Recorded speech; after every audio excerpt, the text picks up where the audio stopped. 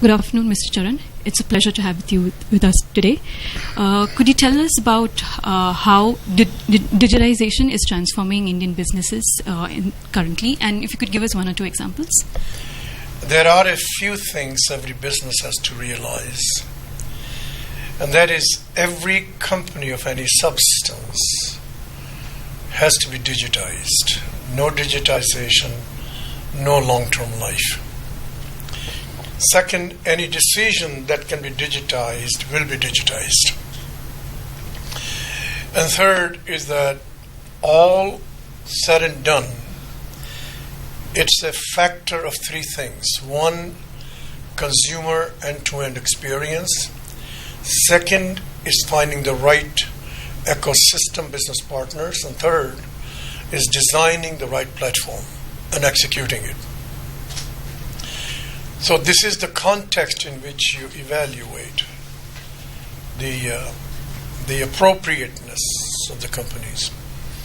In most countries, this is in a very early stage. And so we have to see which companies are trying to do that. Most companies are doing piecemeal without having the overall sketch. A number of companies are simply substituting the old process with a digital process without having the overall sketch. And many companies are really constrained because their IT systems are legacy systems, and the new system requires to go on the cloud, and therefore they are constrained. So these are the factors people have to think through. Now, I don't know many companies in India because I'm not here. In the American scene, you see the movement. One you see in the auto industry. You see in Germany with BMW, clear movement. And there are some part suppliers that are doing that. There have been some in retailing, like the Walmart coming up, and they made a big change to buy a company called Jet.com and made the CEO of that company the CEO of the whole Walmart effort. So you have to bring the right people going forward. Now, when it comes to startups can be divided into two categories, arbitrary categories. One is startup has an idea, and they really want to build their business long term. Uber was at one point a startup. Airbnb was a startup. WhatsApp was a startup. Some sold and some building the long-term business. So you look at each startup and say, what is their vision, what's their motivation, what's their intent. But for the existing companies, they must decide those three factors and search for people who will design that platform. Often it may be useful to have a startup company as a partner. Most startup companies will want a equity share. They need a scaling up, and the existing companies need the platform. Find the mix of the two. We've seen India emerge as a major startup destination, and a lot of these companies bring a lot of technology play. What differentiation can this technology bring to Indian businesses? Yeah, I think the key point here is that we have a ton of talent. Bangalore, IITs, even people from Chandigarh,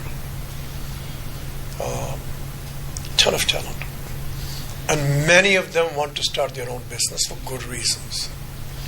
So the prosperity of India is going to come how the legacy businesses and the startups link together. In America, in the Silicon Valley, there are intermediate firms where the startup people go, and if they made sense to these intermediate firms, they are able to connect with big guys within minutes. We got to build that mechanism. And would you be able to say if there's any difference in the way Indian startups are run versus the counterparts in the US? Well, people need to see that who are the people in Silicon Valley. They're Indians. Mm-hmm. So it's Indians. There's no nationality issue, and this thing flows across borders. Okay. Some of the best capitalists and intermediaries and venture capitalists and the leaders of the startups are Indians. Would you consider coaching startup founders? I have now. I do them. Okay. Oh yeah. Because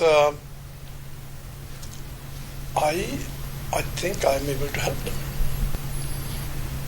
What difference do you see founders in earlier years, say a decade ago, versus now, presently, in the current environment, current ecosystem? I think there is going to be more and more startups.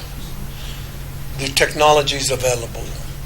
People have experienced in Google, in Amazon, in Facebook, in Microsoft, in IBM, and many others. And there is an honest-to-goodness urge to start their own business. Why not? So I see more coming. And how do you see that, whatever the outcome, how do you see that affecting India and Indian business? There's a good news that the Washington policy to link India in many ways. One of them, Washington has decided to have India produce defense products. That's a very big relationship. So that will continue. Any final thoughts or comments? I think the key here is in India, just like anybody else, we need to continue to improve the decision cycle in the area of FDI, in the area of investments of technologies, because we cannot win on the basis of cheaper cost.